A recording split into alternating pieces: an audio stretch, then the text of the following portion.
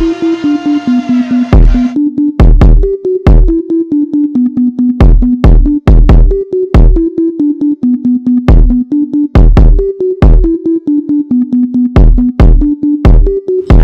to BearatNight Podcast with your host, Jurassic Parker.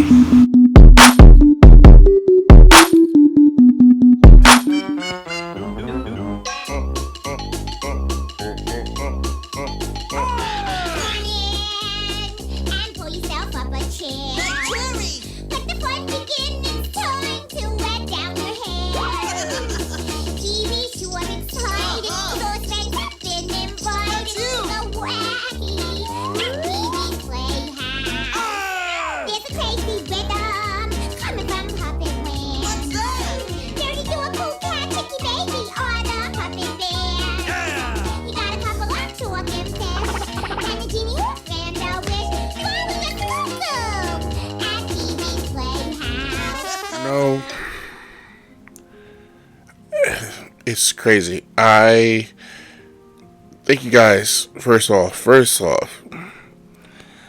this is the BearatNight Podcast. Little mini pod at this moment. I was skeptical if I was gonna do this or not.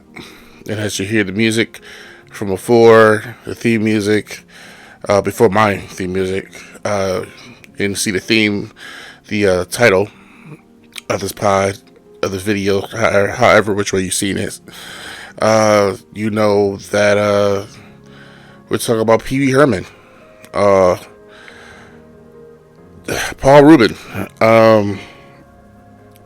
Paul Reubens, who played Peewee Herman and other characters, but most doubtedly his most popular character ever on the planet is Peewee Herman. Pee-wee's Big Adventures.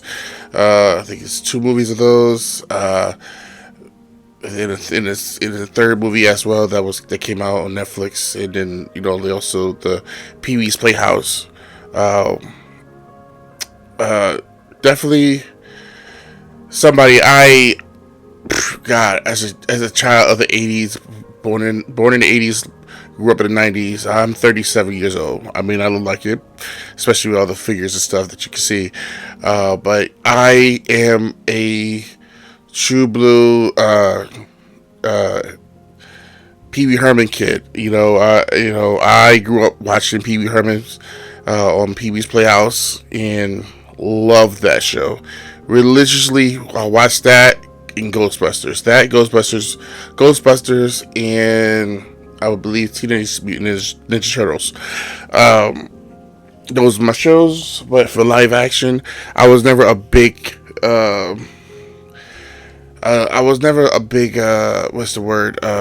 Sesame Street kid. I knew the Muppets and whatnot and watched those here and there, but I wasn't a Sesame Street kid. I was a Pee-wee's Playhouse kid. And I loved every minute about the show. Like, the black cowboy, who I later found out, years later, will be Lawrence Fishburne. And there were so many different actors that was across that show that started from there. But the magic, the talking couch, the chair, and I can't think of all the names. The genie, and the look of the house, the look of how a Pee-wee's Playhouse was different. It was so 80s, and that retro look, but the designs of the whole thing, the aesthetics of it all was so dope, and it was cool and also inviting, and you just want to sit there and watch and see what was going to happen. That was the look of the show. Pee-wee's Playhouse was just unbelievably, just a dope show for me as a kid to watch every day. It was bright, it was wonderful, you learned some stuff, and it was like, now I'm saying all this, I'm hearing the music in my head again. Everything's negotiable, Pee-wee. I wouldn't sell my bike for all the money in the world, not for $100 billion, million, trillion dollars. Then you're crazy. I know you are, but what am I? You're a nerd. I know you are, but what am I? You're an idiot. I know you are, but what am I? I know you are, but what am I? I know you are, but what am I? I know you are, but what am I? I know you are, but what am I? I know you are, but what am I? Infinity. No, I'm not. You are. No way. Knock it off. Cut it out. Oh, shut up, Pee-wee. Why don't you make me? Why don't you make me? Because I don't make monkeys. I just trade them. Oh, Pee-wee, listen to reason. Oh, come on. I'm listening to reason. Pee-wee. That's my name. Don't wear it out. Remember the first time I saw your bike? You were riding past my house and I came running out to tell you how much I liked it even way back then? I love that story. But, learning about this today, as I woke up, and it's crazy because I was just at Terrificon, this past weekend, and my whole thing was I want to try to find something, and I love my retro stuff. And the last hour before we were closed down, before we were about to leave, hit the road and whatnot, I was like, let me just go ahead and try to find one more thing. Let me just see, because I didn't buy anything, at all, really. So I went back and I found this retro table where I had originally bought my the Batmobile from the 1992 animated series of Batman, the animated series, and it was something that was sentimental to me because my mom had bought me the original one for my birthday before I moved from Virginia to Connecticut. I want to know if you'll do something. What? I want to know if you'll go someplace with me. Like where? The drive-in. Look, Daddy, I like you. I like you. That's the thing, I like you too. Daddy! There's a lot of things about me you don't know anything about, Daddy. Things you wouldn't understand. Things you couldn't understand. Things you shouldn't understand. I don't understand. You don't want to get mixed up with a guy like me. I'm a loner, Daddy. A rebel.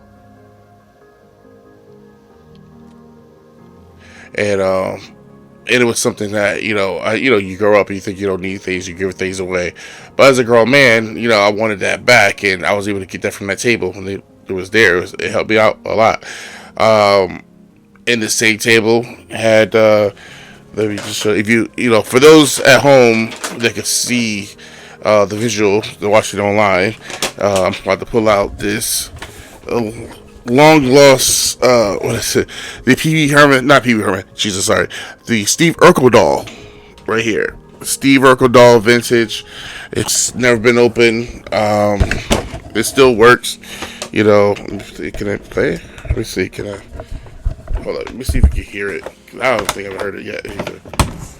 Pull a string. This is back in the day when pull strings was a thing. Hold on.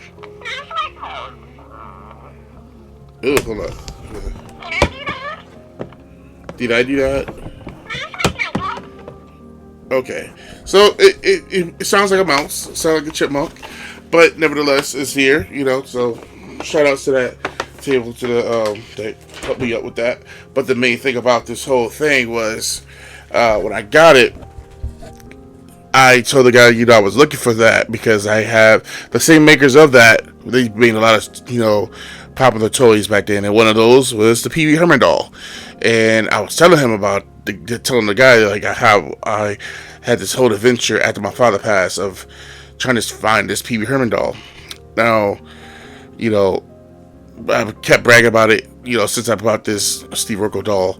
And once I say Steve Urkel, then I bring up the whole thing of my father buying me the Peewee Herman doll, and that I still have a Peewee Herman doll that's up on my shelf right here that this never been open. It still has its drawstring. It doesn't sound as good as it used to because it's been years. So the sound box is just done, I believe. But I have it, and the thing is with this Peewee Herman doll, the thing with Peewee, Paul Reubens bringing this character to life, it makes somebody like me. I never got in trouble. It never was a thing for me to be in trouble or get into stuff when I was a little kid. If you put me in front of TV, I was watching TV, especially when Pee-wee's Playhouse was on. And my father took note of that. That I love Peewee Herman. That I love watching his show and watching the movie. And I don't remember if I remember telling him I wanted a Peewee Herman doll, or that it just happened. But nevertheless, the moment that my father brought me Peewee Herman, the Peewee Herman doll when I was a kid, I fell in love. I was so happy. It was, I was that kid that dragged their little teddy bear with them, but instead of a teddy bear, it was a Peewee Herman doll. Yes, sir. That was the worst accident I ever seen. I get off right up here.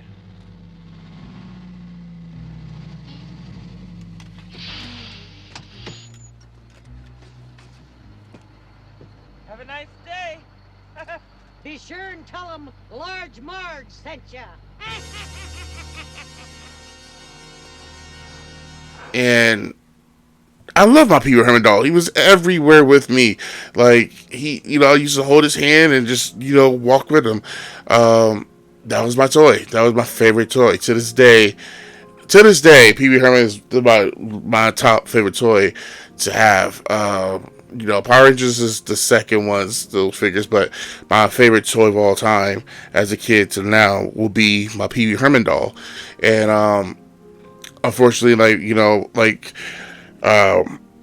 over the years, my father used to always bring it up, the Peewee Herman doll. Hey, remember I got you that Peewee Herman doll? And over the years, I had moved from Virginia to Connecticut, and there was a few times I had moved in Virginia, and I don't know how. I was a kid, so stuff get packed away. I'm not in charge of anything, so I lost somebody lost my Peewee Herman doll. I remember a glimpse of it. Maybe I was looking through stuff as a kid, trying to be nosy, and I saw his head. But the way the room was and how much stuff was there, I couldn't get to him to get him, and also I didn't want to get caught going in that room. And I just remember seeing him there and being so hurt because I want my doll. I want my doll and the whole thing. And I couldn't get him, and by that time I moved again, and that was the last time I seen that doll.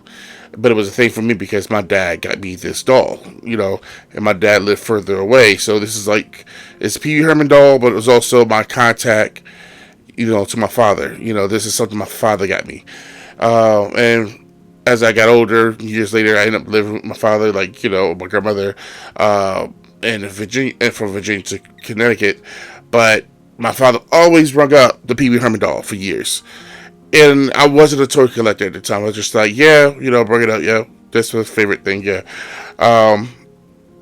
But it's one of those things where it's just weird how time works, and how your mind changes over the years, and what you're doing today will not be what you'll be doing a year from now, or it's crazy how the mind goes. And my thing was, I started collecting toys, and Peewee looked like it looked like something that I was not thinking about at the time. But then my father kept bringing it up over the years, and then my father got sick.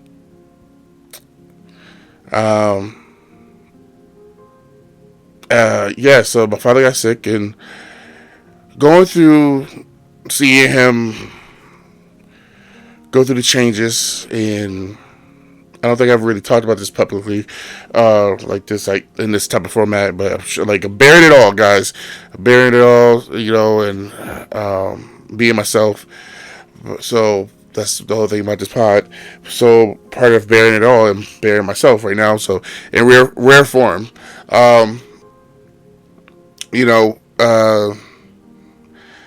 as my father was getting sick, not knowing what was going on, kind of oblivious of a lot of things. My father's, had his ups and downs in life, and me and my father was always that close at times, growing as I got older, because he just chose a different path, and then I was trying to, I knew not to be a part of at times, and you know, I didn't, you know, there was a distance between us, but as as the time came around where he got sick, we didn't know what was going on, and he was losing weight, dropping weight, and ended up finding out my father had cancer, colon cancer, to be exact. But not knowing how far along he really was, not knowing, not really knowing the how much he was willing to tell us, because he didn't want us to worry. And that's something I do to this day, of not wanting someone to worry if I'm going through something, whatever. I'm learning how to talk about it, my feelings and stuff, but because things happen, you want people to know before anything were to come up. And my family, the rest of my family didn't know until we found out it was colon cancer, and it was rough. He had to have a colostomy bag and everything. I see my father, who's always just cool, type of like smooth talking guy, player with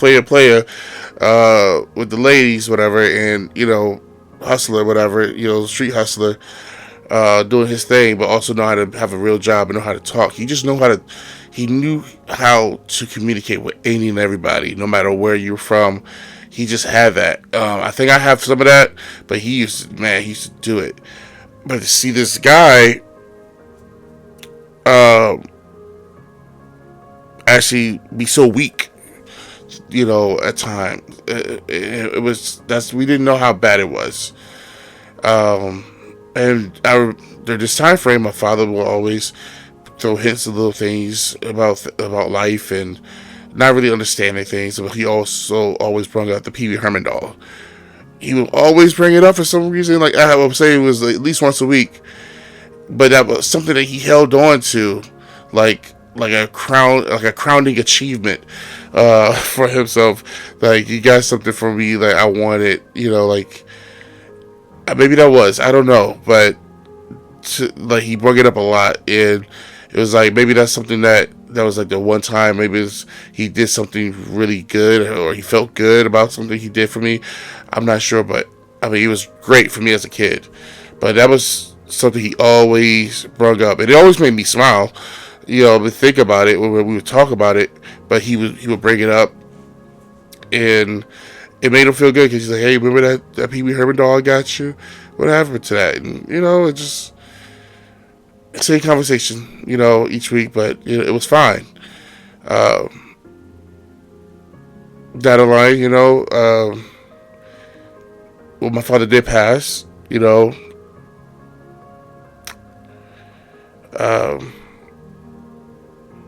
when he did pass, it broke me. It broke me a little bit. I stayed strong for the family, for everybody, because my father was never like the emotional type, and I really, at that moment, I didn't cry at all. But it's just like, I didn't cry until probably like the day of the funeral. I would say the day before the viewing of the funeral. And I would say, I broke, and then literally that was the moment I thought Peewee. I need to get I need to get my doll. I need to get my doll. I need my Peewee Herman doll. That was my thing, because I don't have my father. My father's gone. I need Peewee. I need my Peewee Herman doll. Even though he's not here, this is something that he always talked about. This is something that it had to be an award, an achievement for him. He got to see me smile as a little kid and be happy and joyous. Because years later, he couldn't do stuff like that for me, So I now, as I say it, now it kind of makes sense. Because this is the moment cause my father was doing really good work-wise and everything, but by the time I moved to Connecticut, he wasn't on the same level, money-wise, that he was when he was in Virginia, and when he got to buy me that Peewee Herman doll. My dad had nice stuff. Had the couch, nice furniture, nice the fish tanks, and all this stuff, and the the waterbed. And he didn't have that no more. And the fact that symbolized something he could do back then. It was that Peewee Herman doll. Like, I could buy anything and buy whatever, get my kid happy, whatever he wants. And something I wanted was that Peewee Herman doll. He bought me that, and it made me so happy. And I think that was, as I say now, was one of the biggest things for him to be able to do at that time, because he had it like that. He didn't have to resort to having to do other things that he would have to do later on. And don't by means my father was a bad guy. He just got some sticky situations that he had to make choices. But that was the thing for me, was getting this Peewee Herman doll, because it meant a lot to him, and it would mean a lot to me. And it took a while. It took about a couple of months. And I was able to buy my Peewee Herman doll with not a bad price, and it had to be mint. It had to be still in the box, or whatever. I would love to buy another one just to have them outside of the box. I would love to have one, but now knowing what today is, how everything is now, somebody's gonna try to be mean and be some type of heartless person and just try to raise the price now, because that's what people do. But I'm happy that I still have my Peewee Herman doll that I have now, and my father bought it for me, and hopefully when I have a son, I pass it down to him, and so on and so on. But keep it in the family, in memory of my dad, but now also in memory of the man Paul Reubens. The man did such a great thing. I mean, gosh, I go over with, and just to know that Paul Reubens also died of cancer. That's the thing that hit me the most for today. He died of cancer. My father died of cancer. And me buying his toy with his likeness was the thing that helped me keep my father's spirit alive. And now that he's gone because of cancer, it's a thing. It's a weird thing, man. It's sad, but I was hoping to possibly meet Paul Reubens, Peewee, somewhere down the line at a con. You always want to meet your heroes, but it looks like I won't. But it says here, Peewee Herman. Last night we said farewell to Paul Reubens, and an iconic American actor, comedian, writer, and producer, whose beloved character Peewee Herman delighted generations of children and adults with his positivity, whimsy, and belief in the importance of kindness. Paul bravely and privately fought cancer for years with his trademark tenacity and wit. A gifted and prolific talent, he will forever live in the comedy pantheon and in our hearts as a treasured friend and man of remarkable character and generosity of spirit. Now that says a lot of who the man is, and I want to put out there, because I've been defending Peewee Herman for years, and I always hated people doing this. They always, when you think of Peewee Herman, and this is also back at the time where the internet was around. He got his situation. He had a situation at a. We all grow. He had, the man himself, Paul Reubens, not Peewee Herman, had a porn addiction, okay? Not Peewee. Peewee didn't have it. Paul Reubens had one. That was him in real life. The man behind all the makeup, behind the suit, had an addiction, like a lot of people do. A lot of people have an addiction, no matter what it is. Makeup addiction, shopping addiction, alcohol addiction. He is his porn addiction, and he went to a porn theater, and to my knowledge, I thought that's kind of like a thing that happens anyway. You're watching a movie. I don't know why you would go to a theater to watch a movie, but back then that was a normal thing because you didn't have DVDs and Blu-rays and VHS back then. That wasn't a thing like that. It wasn't. So you had to go out to watch a movie, especially back in that day. Especially if you go to Times Square, back those days, that's all you saw. Times Square in New York was nothing like what you see now. The family friendly stuff that you see now. It was all just ruthless pornography, crime written. It was crazy back then. If you ever watch a movie from back in the day, any movie from the 90s, 80s, whatever, you'll see how it looked. And, it was like red light special a lot of places. And he's a man from that time frame. And yeah, he went to a theater and that happened. But somehow he just got caught. But it was just him that got caught on that day. And honestly, I don't know how you get in trouble because everybody's watching the same damn thing. That might just happen. I don't know how you get in trouble. But hey, whatever. I don't know I don't get that whole thing at all. But people confuse that with him being a petty, which I always defended him, and was disgusted by why they would always say that. And he was never that guy. They always try to put these fake stories up before, like, oh, he was this, but it was all hearsay because there was no internet. It was just word of mouth, and people didn't understand. Oh, he was just doing that. People didn't understand him. Do have his free time doing that back in the day on his own time, behind, doing his own thing, doesn't mean he can't be around kids or whatever. People be around kids all day, every day, and been doing some crazy stuff. Not I'm saying be on that level, but do crazy stuff behind closed doors and around kids. But this guy was not he wasn't harmful for any of that. He wasn't that type of a guy. And but it was just the fact that this man he did this, but his show is geared towards kids. They mixed the two. They mixed the two, which is crazy because, you sold toys of Freddy Krueger to kids, and Freddy Krueger, fictionally, is a child killer. In the original story, he was so much more, but also child killer. But yet you sold the toys of this child killer toys, but y'all are getting on this man for doing something privately as an adult outside of a character that he plays. Y'all mix the two, and people try to make him sound like he was a petty, and he's not that whatsoever. He was never that person. Never been that person, and I was always defended him because people always had the facts wrong. They always had the facts wrong.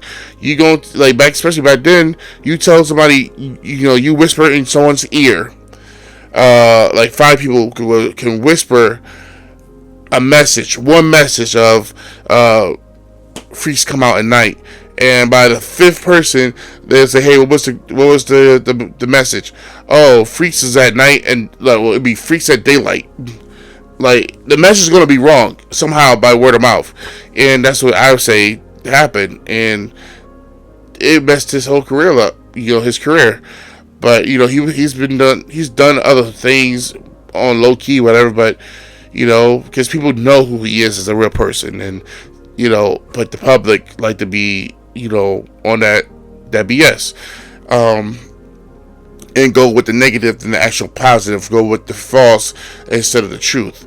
And I know that there's going to be a lot of people after today, starting today already, it's going to be all about Peewee Herman and yada yada yada, knowing that they talked so much mess about Peewee Herman back in the day, or just recently, or over the years. And, Paul Reubens is dope to me, still will always be dope. And the fact that that's what he tried to do, me doing this show, me doing BearatNight Podcast, he's one of those type of the pillars of that, of me wanting to do stuff like this, like him, Fred Rogers, what's his name from Reading Rainbow. These are the type of people that inspired me to want to do what I want to do now as a person, and spread the love and spread positivity out there. And they did that. He did that. And it's just crazy. His last words, I believe his last words, see this message here. Please accept my apology for not going public with what I've been facing for the last 6 years. I have always felt a huge amount of love and respect from my friends and family and supporters. I have loved you all so much and enjoyed making art for you. Yeah, that's what he said. Even on his dying days, he's still spreading his love and positivity. So, spreading love and positivity out there. He's a great man, and he will sorely be missed. And I wish I could open my door. I just don't want to. I can't open them. Plus, also, he's on top of the top shelf of my, and I'm not going to go up there. But Peewee Herman is a hero to me, a hero to others, as well as others. And I already know his history. I've been watching stuff for him for years. But I would say this pod will surely miss him, and the person I am today is partly because I grew up watching him. I wish I got to meet him, and I should give him to tell him the story about what my father, the whole thing with my father. I'm sure he would have got kicked out of it, and I would have loved to meet him one day. And it sucks because I won't have that opportunity. And I was hoping through some way through these cons that would have happened. But things happen for a reason, I believe. And I would just like to say, from the bottom of my heart, Mr. Paul Reubens, aka Peewee Herman, thank you so much for being who you are and giving us a character to share for years and many years to come. You are an iconic person. You are a pillar to all those who wants to do something good in the world, and just, man, you done what you needed to do, and you killed it. You have a big bucket of wind there. You did the Lord's work as you were here, and you can take nothing. You can't take nothing from that. You can't take that away from you. Yeah, man. Let me just get out of here. This is an impromptu pod right now. Not an interview, but I just had to get this out because I really wanted people to hear this. I want you guys to see this and know that Paul Reubens was the man. I never got to meet him. Was never blessed to be in his presence to see this man in live action. But I think we all should take a moment to reflect on life and check on the people that we love dearly, and just take the little moments. Take those little moments that you have with people and embrace them. Cherish them, because you really, really never know how much time they have or you have. Anything can happen at each day, any moment. And I would also say, please get checked if you feel some type of way, you feel sick or whatnot, and you're not feeling well. Especially guys as we get older, especially, colonoscopies and all that, we got to get checked out, sooner or later, because we don't want things to happen to escalate beyond repair. We want to be able to catch things early so we can see and be around our children and family, for a lot longer. But yeah, so this is, also kind of like, for my father too, in a way. Never really talked about him like that, but I'm thankful for my father, and thankful for him to even give me a Peewee Herman doll when I was a kid. Who knows? If maybe he never gave me the Peewee Herman doll, who knows what course of action I would have taken years later after that. Who knows? But yeah, man, this is the BearatNight Podcast. Bear it all. Be yourself. Love you guys. See you guys next week. Peace.